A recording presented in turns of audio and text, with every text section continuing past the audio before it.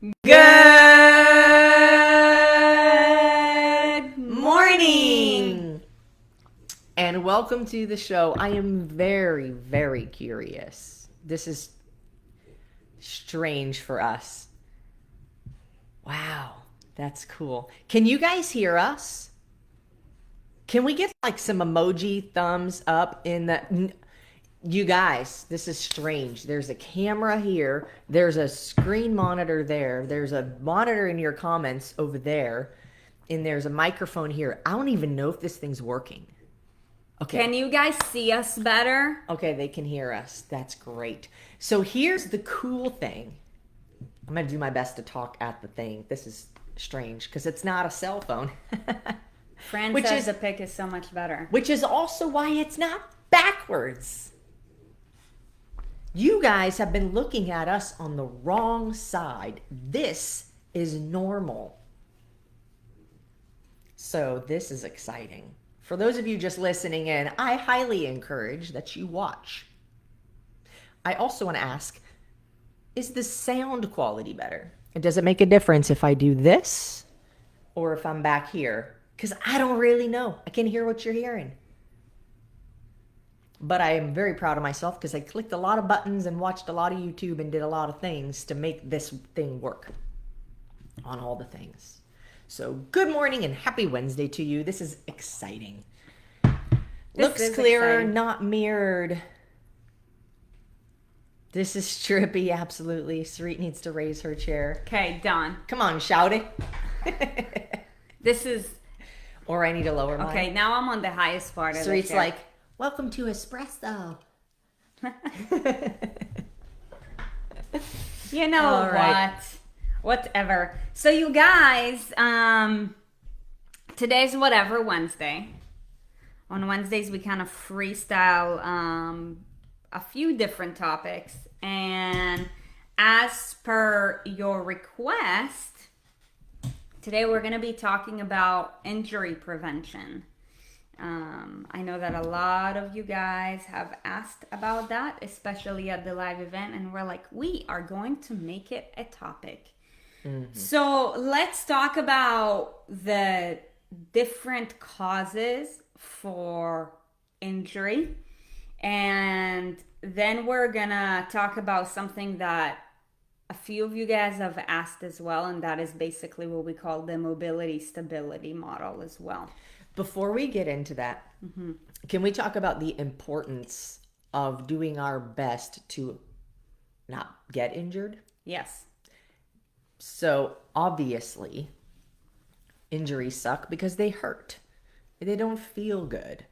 But what happens a lot of times in this industry of weight loss and body composition, and a lot of the focus is on how do I like my body and all these things. And what happens when we get injured is we feel like we're doomed now with our weight loss progress. We feel, for one, it affects how the rest of our body moves. If your knee is messed up, it affects your hip, which affects your low back, which affects your shoulders, which affects your neck. If you roll your right ankle, it could affect your left shoulder, because the body's all connected, right? And so when one piece is kind of messed up, it compromises other things to very small degrees that you might not be able to recognize initially, but they make a big impact over time. So if you have some kind of injury, get it worked out, get it looked at, figure out a way to resolve the issue before it gets too bad, because then you end up messing up a lot of other things. The other piece of that is the mental side with weight loss. I had a back injury that made it very difficult for me to do any kind of working out for almost a year. Especially the kind of working out that I was used to and that I had the most fun doing. And throughout that year, I was able to maintain my body weight because I had good habits in place. But if you don't have good habits in place, you get really scared when you get injured, because now that I can't work out, I'm going to gain a bunch of weight. Why? Because I don't have the habits in place.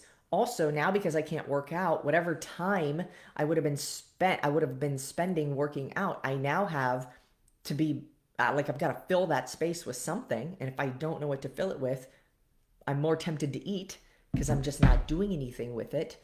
Um, and then, you're not getting that release of endorphins. So, there's a lot of reasons why. If you've got something nagging right now, work on resolving that issue. If you've had something going on for a while and you're just ignoring it, get it checked out, resolve the issue. Don't just try to push through every, um, you know, pain and crackle and pop. Take care of it because there's so many other dominoes that can fall over when that happens. And so we're going to talk about, okay, in in the case that I'm in a situation where I've already got an injury, I'm working on resolving the issue. Um, Great. Now let's roll into what you were going to talk about. That's the importance of. Yeah, but I want to, before we get to that, I want to circle back on what you said and talk about, the concept of compensation, right? So it's like if one joint starts to get messed up, if you don't start taking care of your movement patterns or what caused one joint to basically go some form of out of whack, because your body is great at this thing called compensation, and I pulled up the definition of it. Compensation is something that counterbalances or makes up for an undesirable or unwelcome state of affairs. Remember this, our bodies have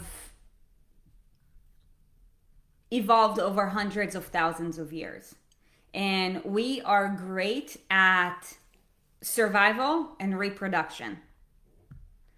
So when something gets messed up, what your body is going to do in order to conserve energy and in order for you to keep moving is to start to compensate with other parts of the body. But what we want to make sure that we do from a longevity standpoint and from a improved performance standpoint is we want to,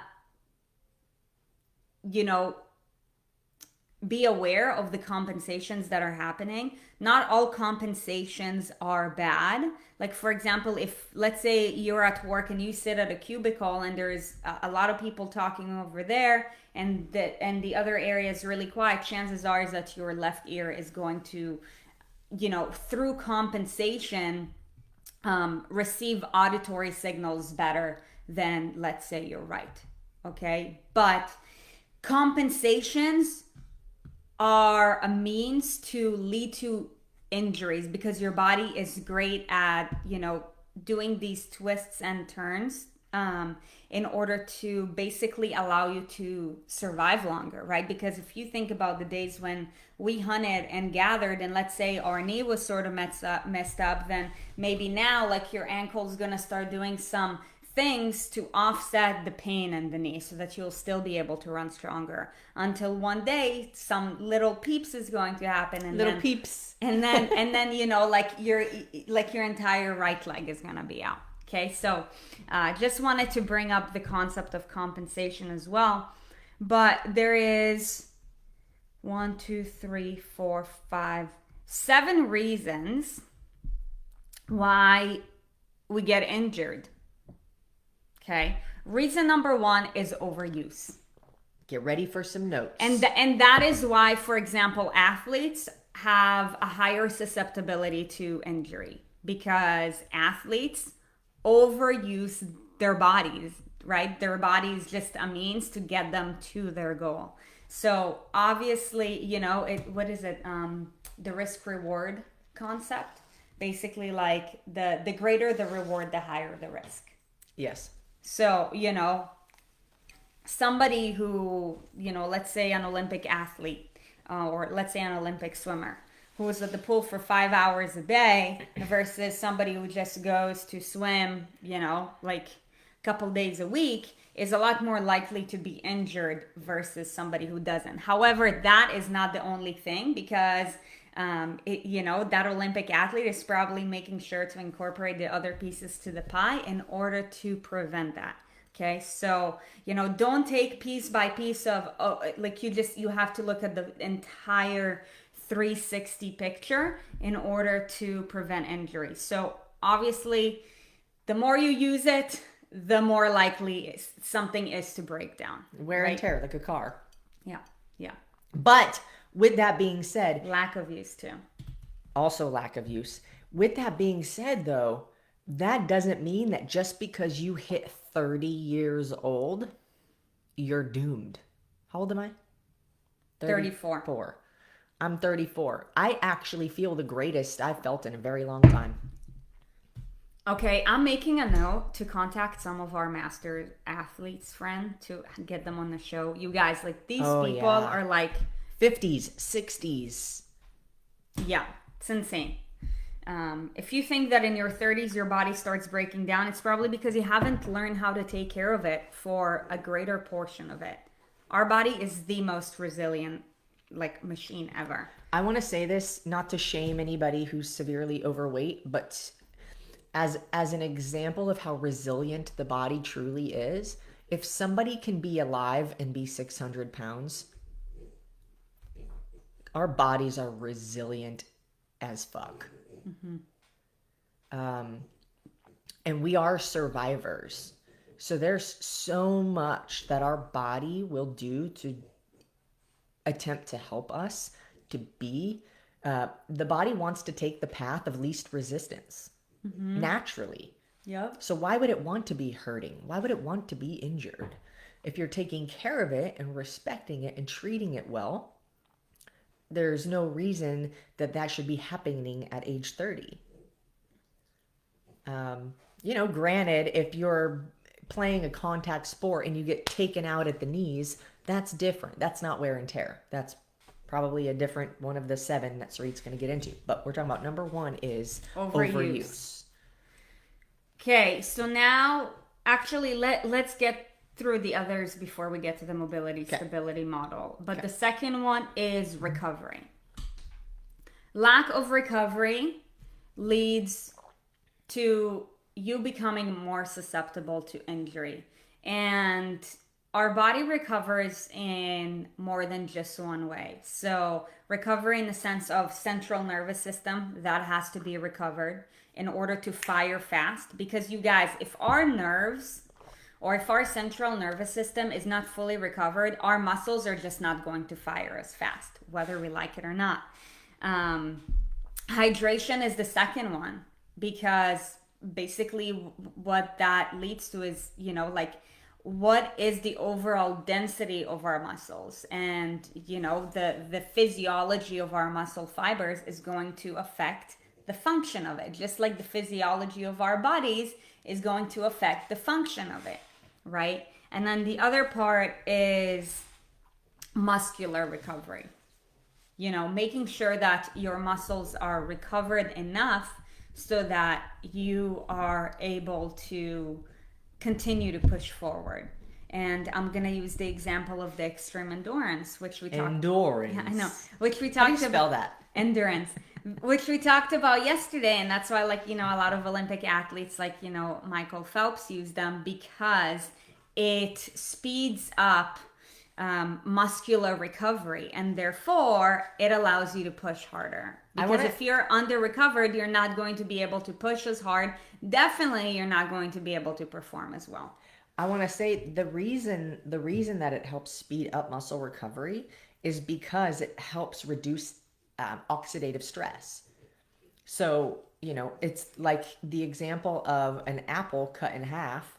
If you were to leave the apple out on the counter, the stress, so the cells die faster when exposed to more oxidation, being out in oxygen with no protection. So when we're inhaling different things that are in the air, our cells can be damaged faster, especially then we're putting more stress on them.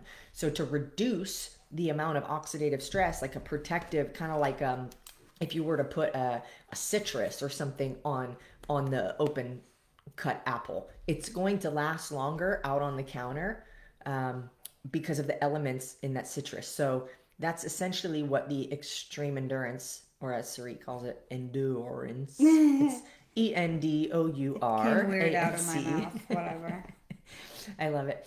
But that's the reason why the muscles can recover faster, is because the cell damage is less and the regeneration is quicker.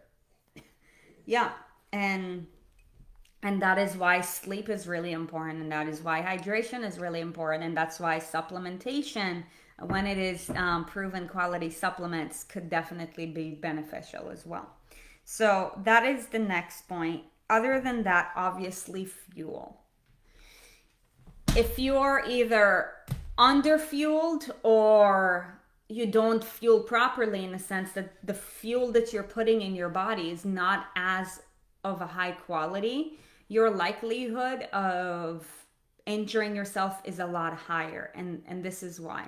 Because for one, if you're underfueled, then what's happening is that your recovery process is being slowed down, right? Like after every workout, or, throughout the day, each and every day, you guys, whether we can't feel it, but literally millions of cells in our body died and are being reborn. Like millions of cells. Like we have trillions of cells in our body. Like there's so much that's going on here. But, all of our cells are made up of proteins and enzymes and all these things that make us up. So if we are not eating enough, then we are slowing down all of these processes, okay? Which obviously means that you're under recovered, which obviously means that you're going to be underperforming, and you are going to be more likely susceptible to injury, because every time that you work out or when you do anything, like things break down and things are being built up. Let's say you want to build a building, right? Like you need concrete blocks and concrete. I don't build buildings, but you know what I mean. You need sand. She doesn't fix tires either. Now, yeah, I don't do these things. But it's like, imagine trying to like lift up a high rise and you're like, sorry, ain't got no material for it. Okay, shit, gonna stall. You know what I mean? But that's a good analogy. But what if you keep on, but unlike the building, like with our body, if you're under fueling then, and you keep pushing, then what do you think is going to happen? The building is going to collapse. Okay? Injury is going to happen. So that is under fueling. Now, what if maybe under fueling is not your issue, but you're actually not fueling properly? You guys, like, poor fuel. Let's take Oreo cookies versus, let's say, chicken thighs and sweet potatoes, right? Like you could eat the same macronutrient amount, in the sense that you're like, okay, I'm actually in Oreos, a muscle milk protein shake. Muscle milk and Oreos, okay, to have an equal amount of, let's say, proteins and carbs to sweet potatoes and chicken thighs. Like, solid. It's not going to be broken down in the body the same way. Just like, let's say you fill up your car, and your car, let's say, requires one of those, how do you call the high grade fuel? The 97 like or Supreme whatever. or yeah. whatever. It's like putting Supreme fuel in your tank versus like the low grade fuel in your tank. Unleaded. Like your engine is not going to perform as well. Aside from the fact that foods that are not clean cause inflammation in the body. Okay, foods that are high in sugar, high in salt, highly processed, they cause inflammation. Okay, inflammation makes your cells go all sorts of out of whack. They swell up. So if things in your body are going out of whack and the structure of it is not optimized, then the function of it is not going to be optimized either. And truthfully, from an evolutionary standpoint, that is why we all have this perception, and it looks different for everybody, but we all have a perception of what an optimal body looks like. And the reason why we want to achieve that body is because from a survival standpoint, that means that we're able to do certain things. And that's why it's like, if you see a person for the first time, you make a subconscious judgment whether you like it or not, because you are basically telling a story in your head about how that person is functioning and living, and how that is going to either help you to survive or make it more difficult. Exactly. So fuel is really important. The next part is, which I want to touch upon, is supplementation. Because there is so many supplements out there in the market, most of which are proven to add more of a toll on your body than actually increase your longevity and performance. And that is something that we have to be very aware of. Like when we did the interview on Friday with Michaela and Antonio from Team XND, due to previous supplements that she used to take that weren't as clean, she ended up getting kidney stones. Like, her kidneys got injured, So supplementation is really important, because obviously, supplementation is a huge part of this weight loss and fitness industry. We're talking about a $33 billion industry. Like, most of the things in this industry are all sorts of out of whack. So, it's really important for you to ask yourself, as a consumer and as a go-getter, okay, is this actually helping me to get closer to my goals, or is the label just saying whatever it wants? Yeah, what? Because it's not hard to pass a product to the market. It's really not. Yeah. And it isn't about what you consume, it's about what your body absorbs. Exactly. So we have to consider what's the absorbability of this thing.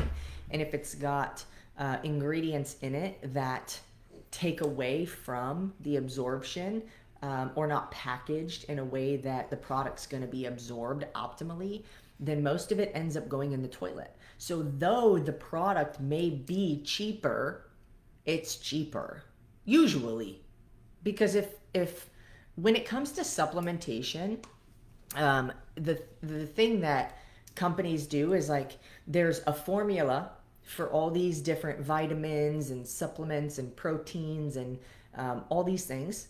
And there are some companies that are unnamed that mass produce all of this. And then other companies who then end up in GNC or the Vitamin Shop or wherever buy the rights to put their label on it. So it's a lot of it is a very same or similar formula, different flavors, whatever.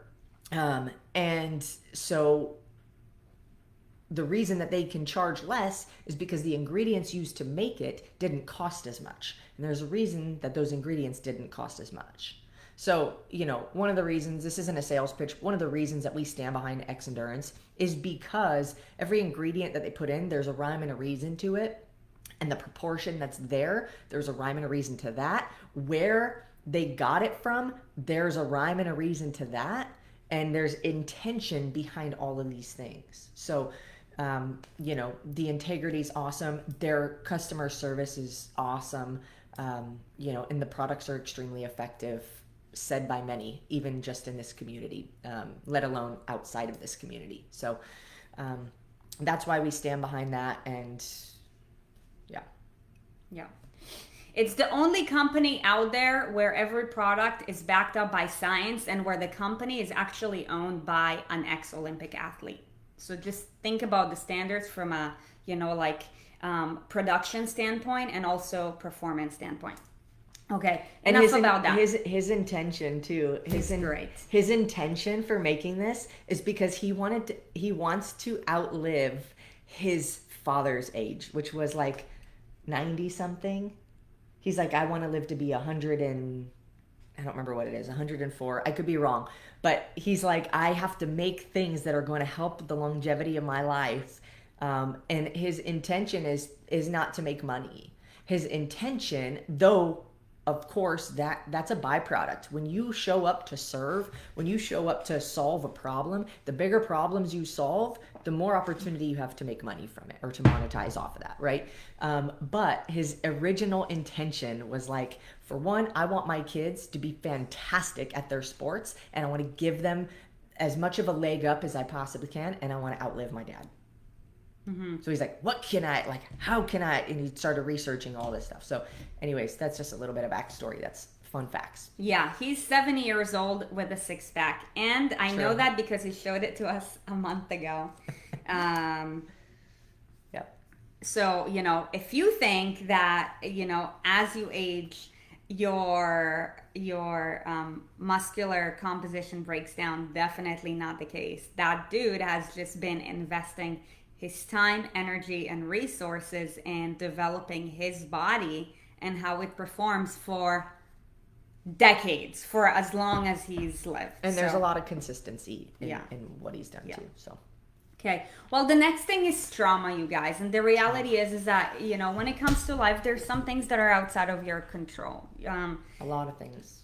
For example, let's say you leave your house this morning, and I hope that doesn't happen to anybody, by the way.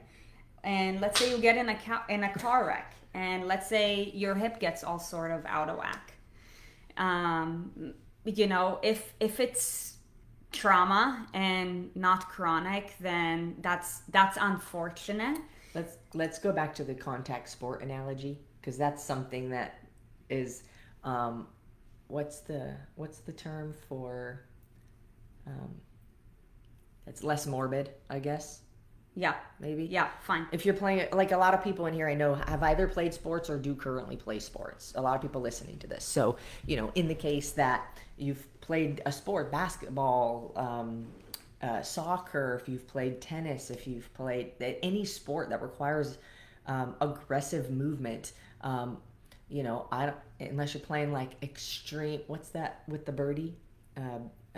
Badminton, extreme badmintoning. You could take a cut. And twist your knee. You could run real fast to the net, and he'll swing you back, and you can fall hard on the ground. Look, there can be an injury that's trauma related with regards to any sport. You could step off a curb wrong.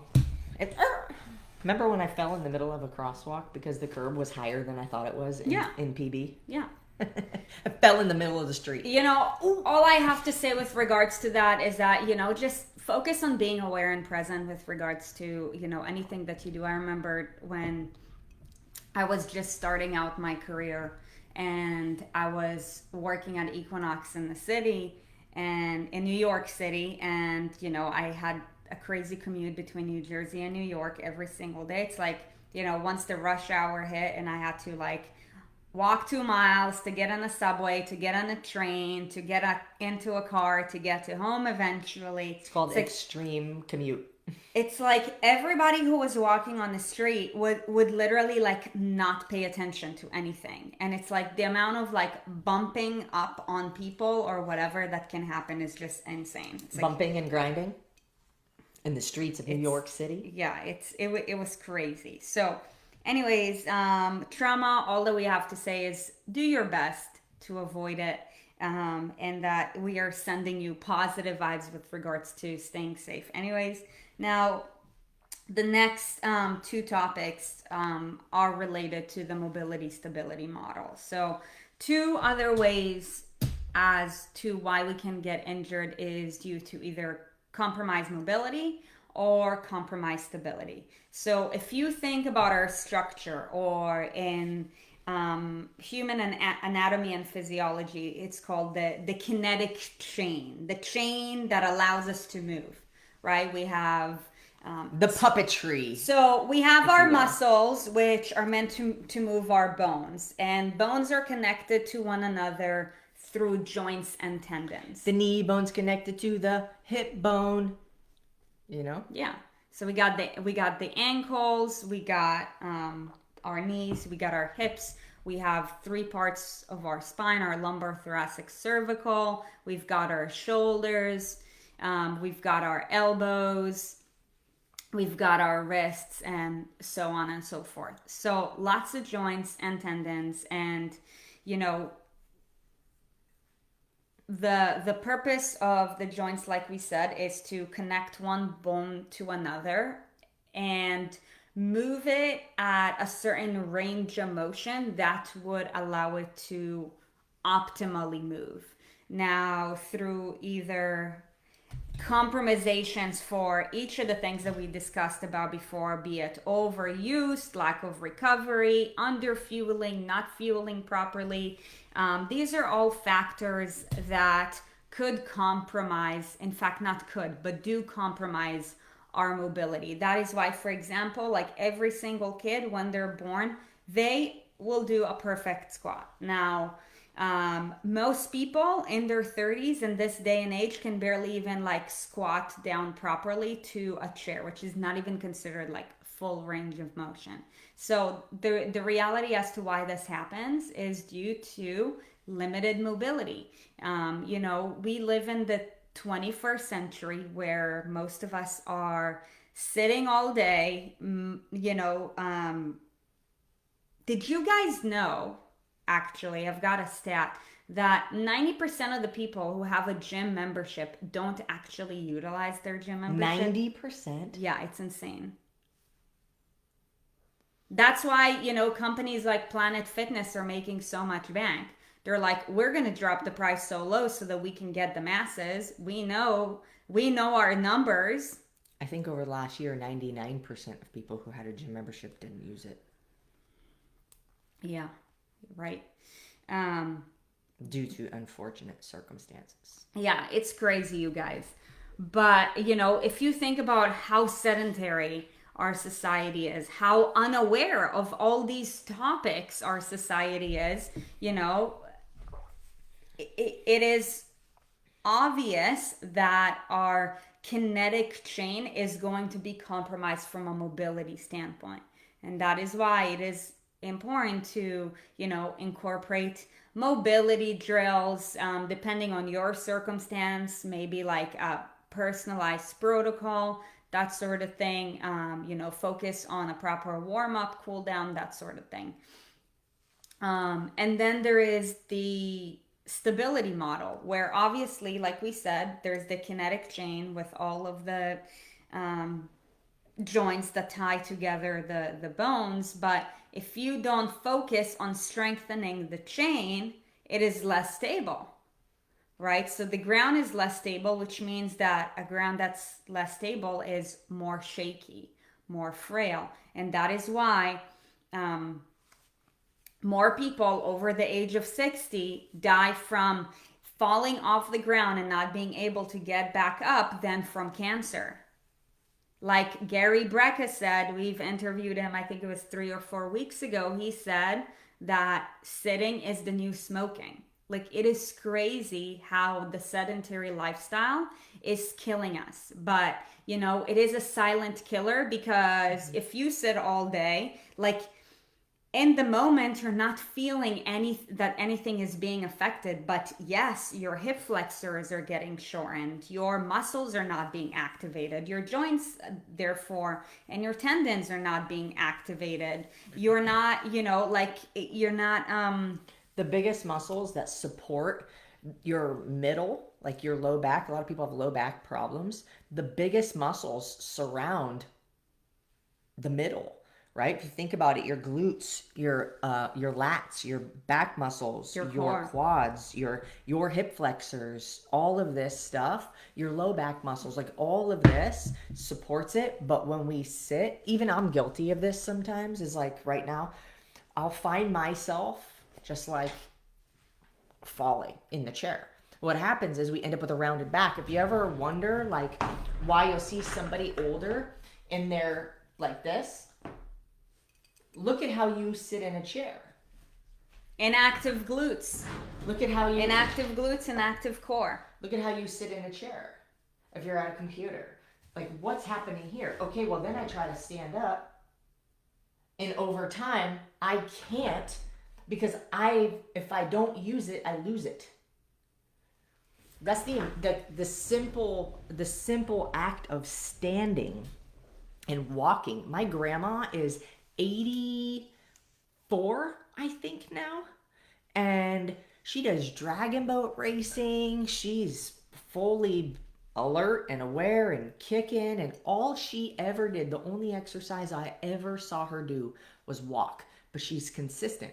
She paid attention to what she ate. She wasn't perfect. I saw my grandma eat cake. I saw my grandma eat my grandpa's barbecued ribs. Phenomenal.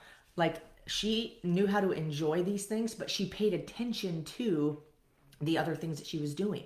How much sodium am I consuming that, is unnecessary? I'm paying attention to whatever things were important, you know, as the times go on and as we discover more science, or as science discovers more things about nutrition, but all she did was walk. I never saw her lift weights, go to the gym, any of that. Just like standing and just being mobile and ambulating, is that the word? Yeah. Moving your legs is so beneficial. Just for health in general. But we get so focused on, I want to lose weight, so I've got to do a bunch of cardio and do all these things and try to out-train the garbage that I ate, and the intentions are kind of messed up a lot of times, so we continue to struggle. But if we just focused on how do I just legit be healthy and try to live the best quality of life that I can live, and stop focusing on what the end result is and start focusing on the actions being taken, we will get so much further with so much less resistance. Yeah.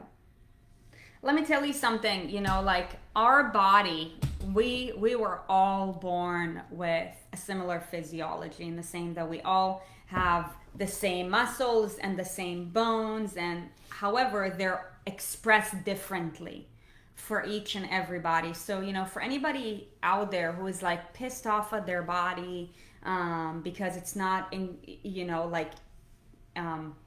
looking the way that they want it to, know that, and I'm saying it to you with love, but know that your body wants to feel at its best. And your body is going to do everything that it can in order to heal itself and express itself in an optimized way, because that's how your body will be able to survive longer. And, increase the chances of reproduction. It goes back to those two things, always. But if we don't treat our body well, then our body is not going to be expressed in the same way. So you have to ask yourself each and every day, okay, what do I need to do for my body today? But because, we live in this 21st century and everybody's just, unless you really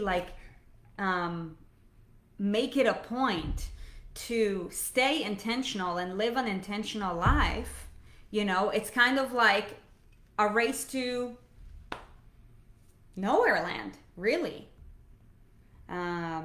We've talked about how all of the false information that we're being given in society, and we need to learn how to take care of our bodies, because you guys, your body is either going to be your greatest asset or your biggest liability. For most people, it is a liability.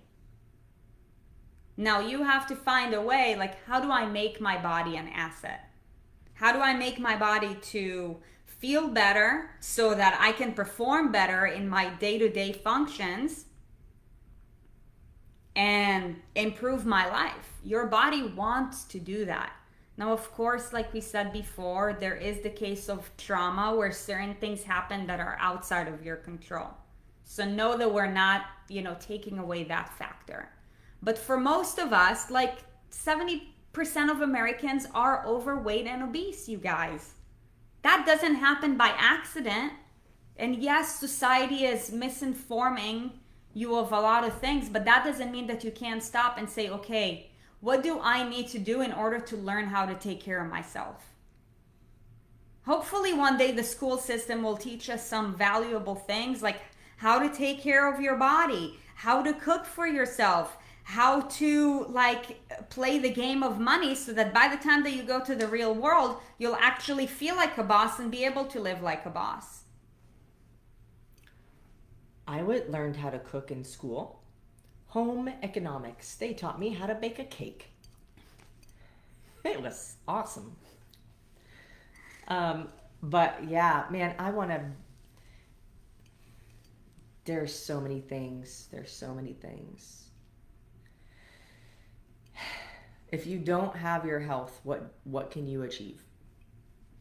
And it doesn't matter what you achieved either, because you can't enjoy it either. And to what degree? What degree can you achieve? How much fulfillment can you achieve and hang on to without good health? There's a quote, and I think that it's Gandhi. Man will. No. Who is it? Yes. Is it Gandhi? Yes. Yeah, look it up because I'll get it wrong. But it's something along the lines of basically like, man will waste his life and sacrifice his health for money or career, and then have to use the money to regain his health.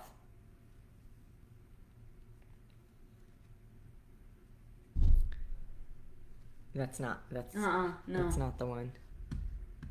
It's basically though, like, a lot of people will sacrifice their health to get money, and then they have to use the money to get their health back. So my thought then, and the picture that I imagine is like, well, what happened in all of that time? Because if you're getting unhealthier, to me that says there's a lot more stress. We're eating poorly, maybe not sleeping enough. Maybe there's a bit of anxiety mixed up in there, a really busy schedule, probably suffering relationships as well, because how you do anything is how you do everything. So it's actually, man, I still have a hard time with that. How you do anything is how you do everything if you are a high performer. That's what I say. Because if you are doing the making money extremely well, but you're sacrificing all your health, you're not doing those things the same way. Would anybody argue with me? Something that you are extremely passionate about, you might do with more enthusiasm and go above and beyond for, versus something else. But if you want to be a high performer and you really want to achieve great things, you have to have the same mentality for every task that you do. Whether it's picking up garbage off the street, you do with the same amount of enthusiasm, and knowing that it might not be your responsibility because it's not your trash. You are not the one that left it there, but you're going to pick it up anyways because it makes you feel better, like you did the right thing. You pee on the toilet seat, you're going to wipe the pee off the toilet seat because you know that that's the right thing to do. Even if nobody's watching, even if you'll never be recognized for, this something that you're doing, you pick up garbage, nobody's going to congratulate you. You do it anyways because it's for you. And you know that you did your best. It's not for anybody else. What's the quote? It's by the Dalai Lama. Oh, Dalai Lama, yes. Man sacrifices his health in order to make money. Then he sacrifices money to recuperate his health. And then he's so anxious about the future that he does not enjoy the present. The result being that he does not live in the present or the future. He lives as if he's never going to die, and then dies never having really lived.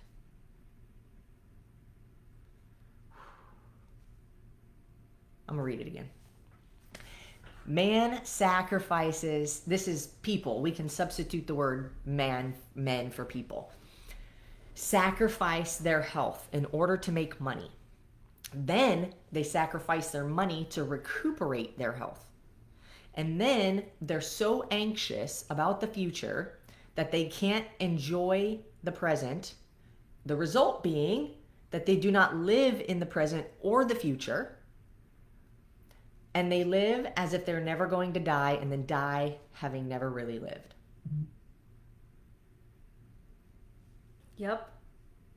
This topic was supposed to be about injury, and it went all kinds of directions. But And it's great I mean, though. Like sickness, all of that, that's a form of injury. You get heart disease, your heart is injured. True. You know what I mean? True. Like you blow out your shoulder is injured.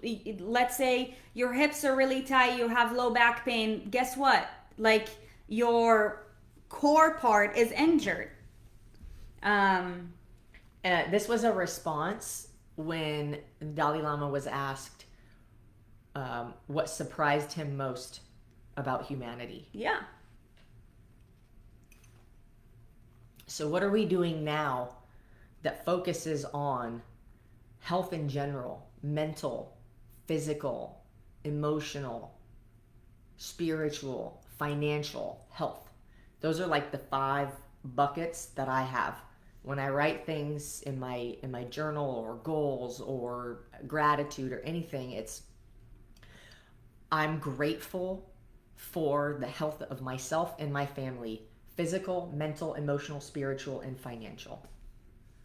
And then you have to determine for yourself, what does that look like? What is health of all of those things for me in my life? Yeah. So powerful. Woo! Anyways, you guys, we hope that you found value from today's topic. If you did, do us a favor, because this is how we really see what you guys like, and share it with your friends and loved ones.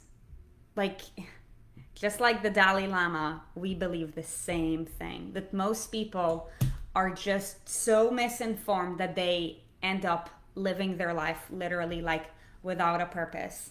And there's no wonder why depression's on the rise, anxiety is on the rise, obesity is on the rise. I mean, come on. Like, we actually live in the greatest era ever because technology is so advanced. But we have to use that for our advantage. But because so many people are misinformed, what ends up happening is that it takes advantage of them.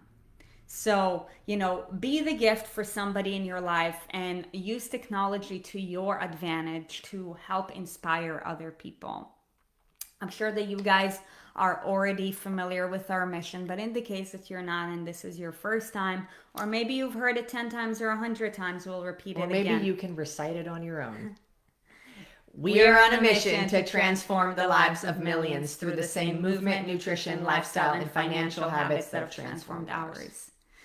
And we want to share with you guys the answer that we found that completely transformed our lives, that allowed us to live an intentional life, because we believe that this is really how you make the most out of your day, by being intentional with how you breathe, how you think, how you treat your body, what you put in your body, and who you surround yourself with, and what actions you take or what actions you don't take. That give you the opportunity to find full fulfillment in life.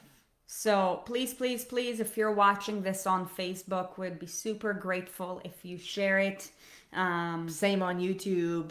Also subscribe. It's way more fun. You get notifications when we drop new videos, and other people get more opportunities to see this if it's something that they would have otherwise searched for. So I see that some people did have classes that taught them life. Oh, and now we can see who are the people who are sharing it. I want to give you a shout out. Can we actually see though? Just as one share right now. Shauna, I'm going to read this fantastic poem. This is so powerful, such a powerful poem, and I think it should be shared. It is very wise and well spoken, written, and I think it will provide a lot of insight for people. If you sprinkle when you tinkle, be a sweetie and wipe the seedy. That's amazing. But whoever already shared the video, thank you so much for sharing it. I want to see if we can figure out what time we can share it.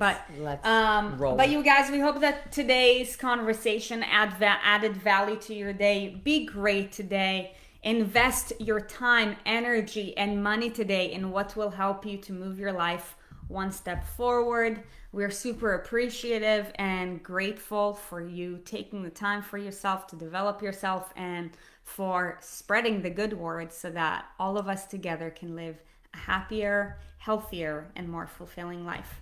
We'll see you guys tomorrow, 9:30 a.m. Get used to the new view. See ya. Bye.